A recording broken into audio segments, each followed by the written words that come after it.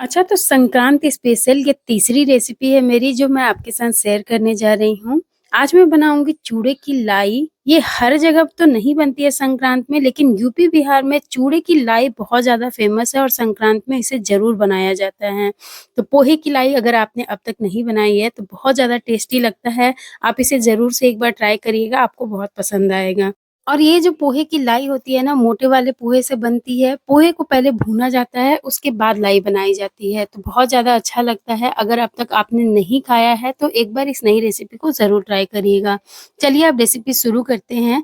तो आप देख सकते हैं यहाँ मैं ली हूँ मोटे वाला पोहा और ये भुना हुआ पोहा है। मार्केट में भुना-भुनाया पोहा भी मिल जाता है, तो आप इस तरह से मार्केट से ला सकते हैं या फिर आप चाहें तो आपके पास अगर मोटे वाला पोहा है, कच्चा है तो आप उसे घर पर ही भून लीजिए, उसके बाद इस लाई के लिए पोहे का इस्तेमाल करिए। अच्छा, तो सबसे पहले पोहे को हम लेंगे एक बड़े से बर्तन में। आप देख सकते हैं यहाँ मैं पोहे को मेज़र कर रही हूँ। पोहा का जो पैकेट है मेरा वो हाफ केजी का है और इसमें इस कप से लगभग 8 कप के करीब पोहा है।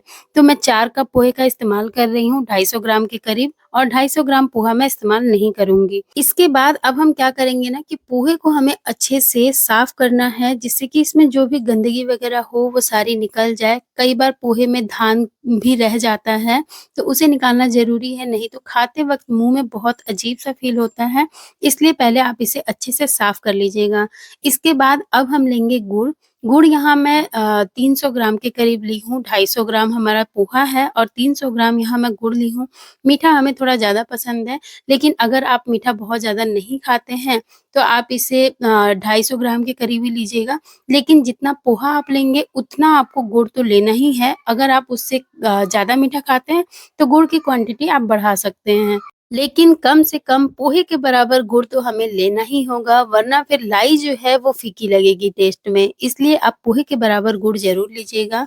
अब यहाँ गुड़ को ना हमें बिल्कुल बारीक से काट लेना है, जिससे कि गुड़ को जब हम पकाएँगे तो गुड़ ओवर कुक ना हो या फिर जले नहीं। तो गुड़ काटने के बाद अब गैस पर मैं यहाँ रखी हूँ पैन। पैन में डाली हूँ 1 चम्मच जितना घी। घी को अच्छे से मेल्ट हो जाने देंगे। मेल्ट होने के बाद इसमें डालेंगे गुड़, साथ ही हम इसमें डाल देंगे 2 से 3 चम्मच जितना पानी, और यहाँ फ्लेम को हमें बिल्कुल लो रखना है, ये बात ज़रूर ध्यान दीजिएगा। फ्लेम को अगर हाई या मीडियम करते हैं तो गुड़ जल सकता है, इसलिए लो फ्लेम पर हम गुड़ को मेल्ट करेंगे और इसी तरह से लगातार चलाते हुए गुड़ को हमें मेल्ट करना है, जिससे कि गुड़ जो है वो नीचे से चिपके नहीं और एक साइड से ओवर कुक ना हो। तो लगातार अगर हम गुड़ को चलाते रहेंगे तो चारों तरफ से इक्वली गुड़ जो है वो मेल्ट होगा और अच्छे से पकेगा। इसे मेल्ट होने में लगभग 1.5 से 2 मिनट के करीब टाइम लगेगा और 3-4 मिनट के बाद आप देखेंगे कि गुड़ के ऊपर थोड़ा-थोड़ा झाग आना शुरू हो जाएगा।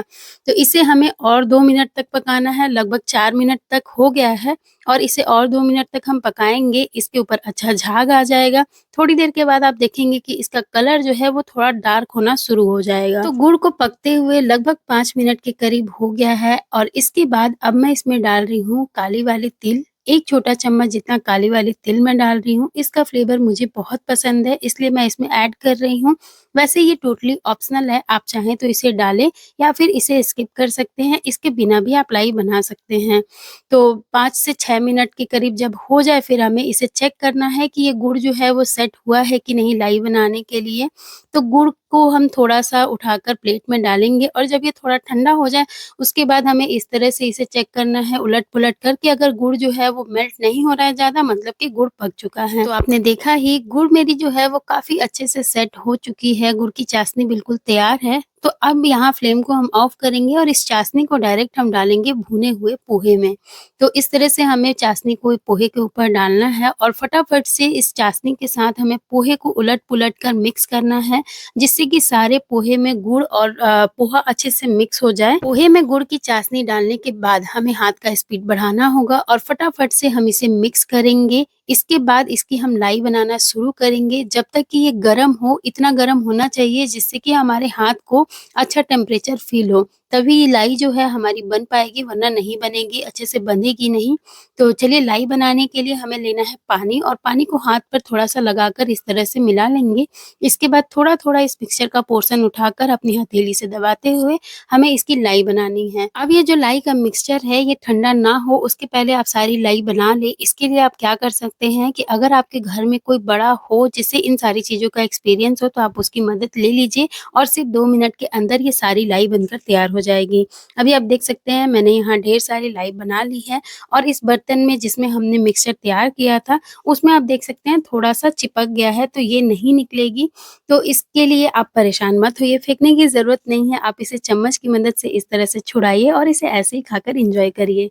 तो अब आप देख ही सकते हैं यहाँ मैंने ढेर सारी लाई बनाकर तैयार कर ली है और वो भी सिर्फ़ 5 से 6 मिनट के अंदर फटाफट से ही लाई बनकर तैयार हो जाती है। अगर आप इस प्रोसेस को फ़ॉलो करते हैं तो पहली ही बार में बिल्कुल परफ़ेक्ट लाई आप बनाकर तैयार कर लेंगे।